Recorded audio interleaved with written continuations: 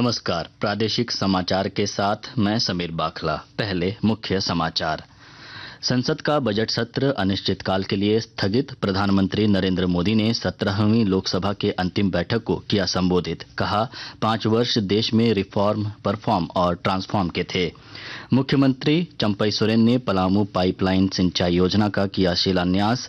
गढ़वा में पलामू प्रमंडल स्तरीय अबुआ आवास योजना के लाभुकों को वितरित किया स्वीकृति पत्र। सांसद धीरज साहू, साहेबगंज के उपायुक्त रामनिवास यादव और कारोबारी विनोद सिंह से ईडी कर रहा पूछताछ। भानु प्रताप को ईडी की टीम ने बरियातू वाली जमीन पर ले जाकर किए सवाल। और मौसम विज्ञान केंद्र रांची ने 12 से 14 फरवरी के लिए जारी किया येलो अलर्ट।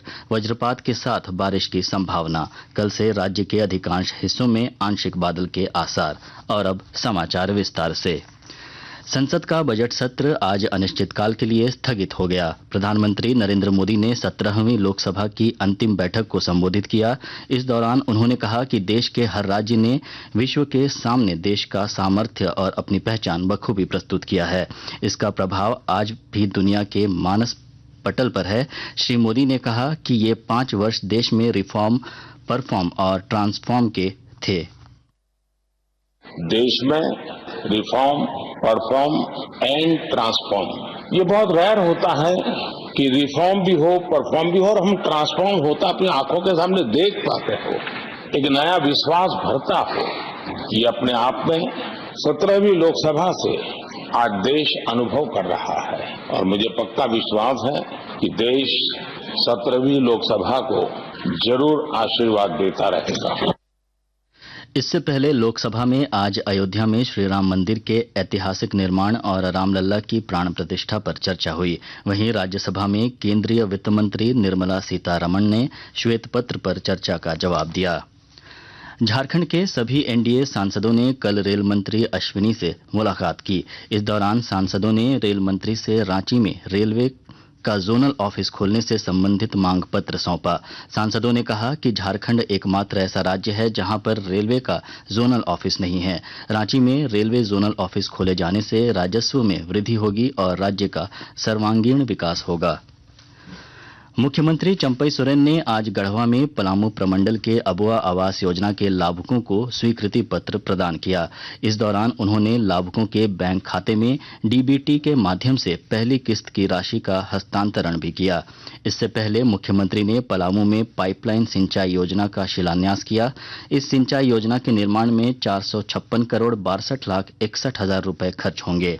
इस सिंचाई योजना के तहत उत्तरी कोयल, औरंगा एवं सोन नदी से जल आएगा। इस मौके पर मुख्यमंत्री ने कहा कि राज्य की सूरत तभी बदलेगी जब ग्रामीण अर्थव्यवस्था सुदृढ़ होगा। उन्होंने कहा कि गांव उन्नत होगा तभी झारखंड की उन्नति होगी। श्री सोरेन ने कहा कि शहरी विकास एवं गांव की खाई मिटानी होगी। विकसित भारत संकल्प यात्रा के तहत रांची के धुरवा स्थित सेक्टर 2 बाजार में कार्यक्रम का आयोजन किया गया। संकल्प यात्रा के पहुंचने पर लोगों ने गर्मजोशी से स्वागत किया। इस मौके पर लोगों को एलईडी वैन के जरिए केंद्र प्रायोजित योजनाओं की जानकारी दी गई। इस दौरान विभिन्न योजनाओं के लाभार्थियों ने केंद्र सरकार की प्रशंसा की और अपने अनुभव भी साझा किए। कोयला मंत्रालय के अपर सचिव एम नागराजू ने आज धनबाद के बेलगड़िया में मल्टी स्किल डेवलपमेंट सेंटर का उद्घाटन किया। इस दौरान उन्होंने अधिकारियों के साथ झरिया मास्टर प्लान के तहत विस्थापित लोगों के लिए बनाए गए आवासों का निरीक्षण किया और कई आवश्यक दिशा निर्देश दिए। इस मौके पर अन्य लोगों के अलावा कोल इंडिया के अध्यक्ष पीएम प्रसाद भी मौजूद थे। भाजपा के प्रदेश महामंत्री प्रदीप वर्मा ने कांग्रेस की अगुवाई वाली पूर्ववर्ती केंद्र सरकार पर कई गंभीर आरोप लगाए हैं। उन्होंने रांची स्थित पार्टी के प्रदेश कार्यालय में आयोजित संवाददाता सम्मेलन को संबोधित करते हुए कहा कि 2004 से 2014 तक कांग्रेस के कार्यकाल में देश को लूटने का काम हुआ है और तत्कालीन प्रधानमंत्री मौन होकर देखते रहे। श्री वर्मा ने कहा कि पिछला एक दशक देश के लिए विकास का काल रहा है और देश ने कई क्षेत्रों में बड़ी उपलब्धियां हासिल की है। उन्होंने कहा कि अलग अलग क्षेत्रों में विकास को मिली गति के कारण देश के जीडीपी में भी ग्रोथ देखने को मिला है। आकाशवाणी के ताजा तरीन समाचारों के लिए आप हमारी वेबसाइट newsonair.com पर लॉग ऑन कर सकते हैं। ताजा समाचार X handle @AIR news alerts और Facebook page All India Radio news पर भी उपलब्ध हैं।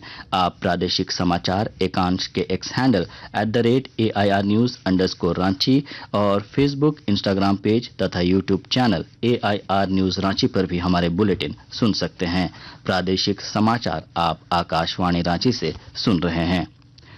ईडी राज्य में जांच का दायरा लगातार बढ़ा रहा है। ईडी आज कांग्रेस के राज्यसभा सांसद धीरज प्रसाद साहू, कारोबारी विनोद सिंह, साहिबगंज के उपायुक्त रामनिवास यादव और रांची स्थित बड़गई अंचल के तत्कालीन राजस्व उप निरीक्षक भानु प्रताप से कथित रूप से जमीन घोटाला और मनी लॉन्ड्रिंग मामलों पर पूछताछ कर रही है। ईडी की टीम ने तत्कालीन राजस्व उप निरीक्षक को रांची के बरियातू स्थित उस जमीन पर भी लेकर गई और सवाल जवाब किए, जिसे पूर्व मुख्यमंत्री हेमंत सोरेन का बताया जा रहा था। गढ़वा जिले में मतदाताओं की संख्या में 4,98,000 से बढ़कर 5,44,000 हो गई है। विस्तृत ब्यौरे के साथ हमारे संवाददाता। गढ़वा जिले में पिछले 5 फरवरी को मतदाता सूची का अंतिम प्रकाशन किया गया है। इसके मुताबिक यहां कुल 8,44,250 मतदाता हैं। बताया गया कि इसके पूर्व के मतदाता सूची में मतदाताओं की संख्या 4,98,000 करीब थी। इस प्रकार जिले में 5% मतदाताओं की संख्या बढ़ी है। नए मतदाता सूची के मुताबिक 4,38,628 पुरुष और 4,05,652 महिला मतदाता है। इसमें 18 से 19 आयु वर्ग के नए युवा मतदाताओं की संख्या 29,278 आई है, जबकि 12,518 ऐसे मतदाता हैं जिनकी आयु 80 वर्ष से अधिक है। जिला निर्वाचन कार्यालय का कहना है कि लोगों में मतदाता सूची में नाम जुड़वाने को लेकर जागरूकता आई है। विनोद कुमार पाठक, आकाशवाणी समाचार, गढ़वा। राष्ट्रीय फाइलेरिया उन्मूलन कार्यक्रम के अंतर्गत वर्चुअल माध्यम से केंद्रीय स्वास्थ्य राज्य मंत्री SP सिंह बघेल ने आज फाइलेरिया रोधी दवा खाकर मास ड्रग एडमिनिस्ट्रेशन कार्यक्रम का देशव्यापी अभियान झारखंड सहित 11 राज्यों में शुरू किया। इस अवसर पर राष्ट्रीय स्वास्थ्य मिशन के अभियान निदेशक आलोक त्रिवेदी ने बताया कि राज्य सरकार द्वारा आज से 25 फरवरी तक 14 फाइलेरिया प्रभावित जिलों बोकारो, देवघर, धनबाद, गुमला, रामगढ़, साहिबगंज, पाकुड़, कोडरमा, रांची, गिरिडीह, गढ़वा, लोहरदगा, सिमडेगा और पूर्वी सिंहभूम में फाइलेरिया रोधी दवा खिलाई जाएगी। राजधानी रांची में कल कोल इंडिया मैराथन का आयोजन होगा। इसमें सांसद सह पूर्व एथलीट PT उषा भी शिरकत करेंगी। मैराथन में देश भर के करीब 8,000 प्रतिभागी भाग लेंगे।